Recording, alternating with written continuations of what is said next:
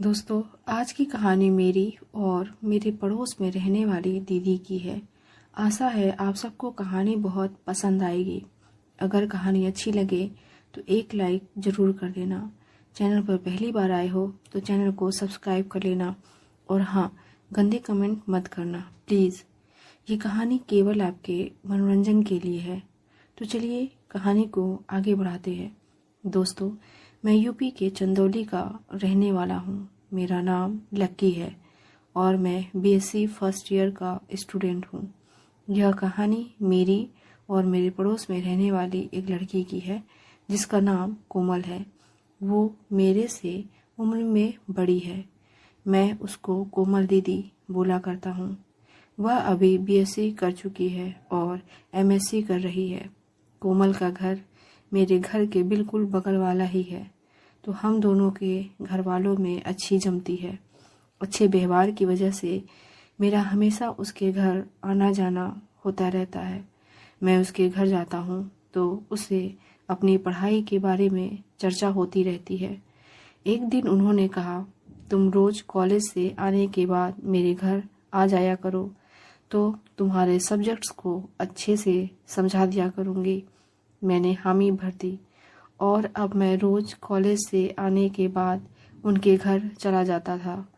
हम दोनों छत पर जाकर थोड़ा स्टडी करते और उसी दौरान हम दोनों के बीच हल्का फुल्का मजाक भी हो जाता।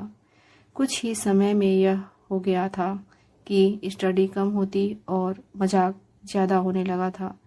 हम दोनों अब बिल्कुल पक्के दोस्तों की तरह एक दूसरे के साथ अच्छा व्यवहार करने लगे थे। उसके 2 भाई भी हैं। वे दोनों बाहर रहकर स्टडी करते हैं। सारा दिन वह अपने घर पर दादा दादी के साथ ही रहती है। उसकी मम्मी की मृत्यु हो गई है और पापा अभी विदेश में जॉब करने गए हैं, तो घर का सारा काम उसी को करना पड़ता था। हम दोनों को ऐसे ही पढ़ाई के साथ मजाक आदि करने लगे थे और यह सब रोजाना चलने लगा था। एक दिन उसने मुझसे पूछा, तुम्हारी कोई जीएफ है? मैंने बोला, नहीं। उसने तपाक से कहा, अरे तो कब बनाओगे? क्या जब बूढ़े हो जाओगे तब?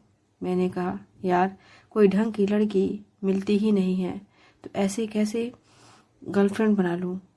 उसने पूछा, तुमको ऐसी कैसी लड़की चाहिए जो तुम्हें कोई नहीं मिल रही है? मैंने कहा, वह कम से कम तुम्हारी तरह हो तो ही सोचूंगा। तो उसने पूछा, मेरी तरह का क्या मतलब है? मैंने बोला, केयरिंग हो, हॉट हो और इंटेलिजेंट भी हो तो जरूर बना लेता। इस पर उसने बोला, अच्छा यह मसला है? मैंने उससे पूछा, हाँ यह मसला है। अब तुम बताओ, तुम्हारा कोई बीएफ है क्या? उसने बोला, हाँ है। तो मैंने कहा, उससे मिलती हो? वह बोली, यार बात तो हो जाती है पर मिलना नहीं हो पाता। फिलहाल उससे मिले 4 महीने हो गए हैं। तब से अब तक हम नहीं मिल सके हैं। मुझे बाहर जाने का टाइम ही नहीं मिलता है, तो कहाँ से मिलूं? मैंने पूछा, अच्छा कहाँ कहाँ घूमी हो उसके साथ? उसने कहा, यार वह मुझे लेकर तो कई बार गया पर घूमने का टाइम ही नहीं मिला। मैंने कहा, इसका क्या मतलब हुआ? जब साथ जाती हो तो और कैसा घूमना चाहती हो? उसने कहा, अरे वह सब छोड़ो। मैंने कहा, ओके और बताओ उसके साथ क्या चल रहा है? उसने बताया, वह घर आ जाता है। खाने पीने के बाद हम दोनों का ऐसा रहता है कि थोड़ा सा रेस्ट किया और उसके बाद जरा सा भी टाइम नहीं मिलता। मैंने कहा, अरे तो रेस्ट क्यों करते हो? उसी समय घूम लेना चाहिए ना। उसने कहा, जब तुम्हारी जीएफ होगी और बाहर घूमने ले जाओगे ना, तब सब पता चल जाएगा कि रेस्ट क्यों करना होता है। मैं समझ गया कि ये क्या बात करना चाह रही है। फिर मैंने पूछा, अच्छा बाहर घूमने कितनी बार गई हो? उसने कहा, गई तो कई बार हूँ पर घूम नहीं पाते। मैंने कहा, अच्छा घूम नहीं पाती हो, कुछ हुआ भी है उसके साथ या बस ऐसे ही रेस्ट ही हो पाता है? उसने मेरी बात पकड़ ली और बोली, चुप रहो, तुम अब बस करो, ज़्यादा मत बोलो। मैं हंस दिया। उस दिन के बाद हम दोनों में एकदम से खुली बातें होने लगी थी। एक दिन मैं उसके घर गया था। उस वक्त वह लेटी हुई थी और उसकी तबीयत ठीक नहीं थी। मैं बैठ गया और पूछा, क्या हुआ, क्या समस्या है? उसने बताया, यार कमर दर्द हो रही है। मैंने कहा, लाओ मैं दबा दूं। उसने कहा, चुप रहो, मजाक मत करो, सच में कमर दर्द हो रहा है। मैंने कहा, मैंने भी सच में दबाने को ही बोला है। वह बोली, अच्छा। मैंने बोला, हाँ यार। वह बोली, ठीक है, पहले खिड़की दरवाज़ा बंद कर लो, फिर तेल लगाकर थोड़ी मालिश कर दो। मैंने ऐसे ही किया। उसने लोअर पहना था और ऊपर टी शर्ट डाली थी। मैंने उसकी टी शर्ट को हटा दिया और उसकी पीठ पर मालिश करने लगा। अब वह मुझे लेटी हुई अजीब सी नज़रों से देखने लगी थी। मैंने पूछा, क्या देख रही हो? वह बोली, यार सच में तुम्हारे जैसा बॉयफ्रेंड होना चाहिए, कितनी अच्छी मालिश करते हो। मैंने बोला, मैं सब अच्छे से करता हूँ मैडम, आप मौका कहाँ देती हो। वह भी समझ रही थी कि मैं क्या इशारा कर रहा हूँ। उसने अब अपने लोअर को थोड़ा सा नीचे खिसका कर जगह बनाते हुए इशारा किया। मैंने उसकी पीठ से होते हुए कमर को थोड़ी देर तक सहलाया और तेल लगाकर मालिश करने लगा। उसका लोअर लूज होने से मेरा हाथ थोड़ा नीचे तक जाने लगा था। मैं उसकी कमर का मालिश कर रहा था। मेरा ध्यान नहीं था कि मेरा हाथ कब चला गया और उसका एहसास तब हुआ जब मेरे हाथ को एक अलग सा फील दिया। मैंने महसूस किया कि मेरे हाथ के लग जाने से उसने कुछ भी नहीं बोला। मैं लगा रहा। मैंने समझ लिया था कि वह कुछ नहीं कहेगी। अंत में मैंने एक बार जानबूझकर अपना हाथ डाल दिया और इस बार मैंने अच्छे तरीके से जोर से दबाते हुए मालिश किया। तो इस बार वह मचल गई और बोली, बस करो, तुम्हारा इरादा ठीक नहीं लग रहा है, तुम बदतमीजी कर रहे हो। मैंने कहा, यार एक तो मैंने तुम्हारी कमर की मालिश की और तुम्हें इसे बदतमीजी बोल रही हो। चलो अब मुझे मेरा मसाज का चार्ज दो। वह हिटला कर बोली, अच्छा कितना चार्ज लेते हो? मैंने उसकी आंखों में आंखें डालकर कहा, जितना तुम दे सको, पर चार्ज में मैं पैसे नहीं लूँगा। उसने पूछा, फिर कैसे लोगे? वह भी इशारा समझ रही थी। मैं मुस्कुरा दिया तो वह झट से बोली, अभी मैं कुछ भी चार्ज नहीं दे सकती, तुम 2-3 दिन के बाद अपनी सर्विस का चार्ज ले लेना। तभी मैं समझ गया। मैं उससे अलग हो गया और हम दोनों के बीच ऐसे ही उल्टी सीधी बातें होने लगी। मस्ती चढ़ती जा रही थी।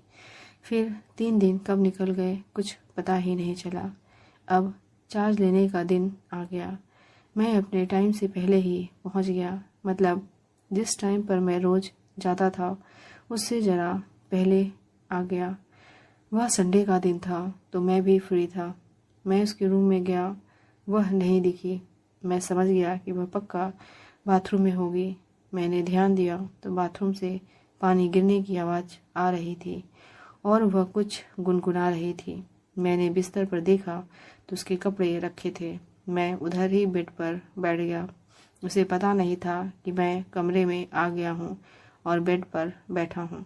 वह नहाकर एकदम से बाथरूम से निकली। जैसे ही उसकी नज़र मेरे ऊपर पड़ी वह घबरा गई। मैं उसके कपड़ों पर ही बैठा था। उसने खुद को संयत करते हुए कहा, मेरे कपड़े दे दो। मैंने कहा, आओ खुद ही ले जाओ। जब वह कपड़े लेने आई और कपड़े खींचकर निकालने की कोशिश की तो वह नहीं निकाल पाई। मैंने उसे जोर से खींच लिया तो वह गिर गई। उसने झपट कर तौलिए को ले लिया। मैंने उस पर अपना हाथ रख दिया। वह सहम गई और शर्मा भी गई। वह बोली, कोई देख लेगा। मैंने कहा, इधर कोई नहीं देखेगा, दरवाज़ा बंद है और खिड़की भी। वह बोली, जल्दी से अपना चार्ज ले लो, नहीं तो कोई दूसरा आ जाएगा तुम्हारी जगह। मैंने यह सुनते ही अपना हाथ रखा। वह बोली, पागल हो तुम। मैं उसकी बात को सुना करते हुए लगा रहा। वह भी अब पूरे मूड में आ गई थी। वह उसी तौलिए से पूछने लगी।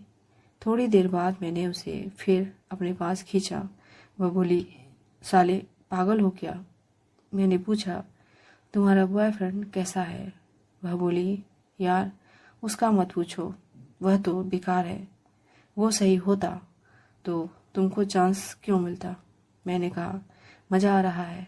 वह बोली, हाँ बहुत। मैं कहाँ मानने वाला। वह देख रही थी। मैंने कहा, यार मज़ा नहीं आया, मेरा फिर मूड बन रहा है। वह बोली, तो अब क्या करना है? मैंने कहा, यार वह तो बस ऐसे ही स्टार्टअप था। वह बोली, रुको पहले मैं देख कर आती हूँ कि कोई आया तो नहीं है। फिर वह बाहर गई और दरवाजे बंद करके अंदर आ गई। मतलब वह खुद मचल रही थी। हम दोनों मस्ती करने लगे। मैंने पूछा, मज़ा आया? उसने कहा, यार सच में अभी तक इतना मज़ा कभी नहीं आया था। सच में तुम बड़े खिलाड़ी निकले, मैं तो तुम्हें छोटा समझती थी। मैंने कहा, मैं तुम्हारे जैसा ही हूँ। वह हंसने लगी। उस दिन से हम दोनों बिल्कुल खुल गए हैं और अब जब भी मन होता है मुझसे बोल देती है। अब तो उसने अपने बॉयफ्रेंड को भी कॉल मैसेज करना बंद कर दिया है।